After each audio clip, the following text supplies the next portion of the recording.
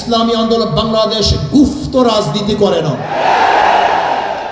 ইসলামী আন্দোলন বাংলাদেশ যা মুখে বলে বাস্তবে তাই করে। আমরা সরওয়ার্দী উদ্যানে বক্তৃতা করেছিলাম, যদি মুনাফিকি না করেন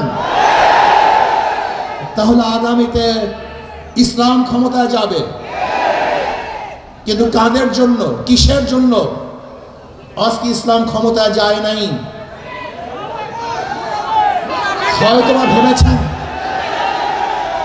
ভেবেছেন যে আমরা গুপ্তভাবে এড়িয়ে যাব, পালিয়ে যাব। না, বর্তমানে গুপ্ত থাকার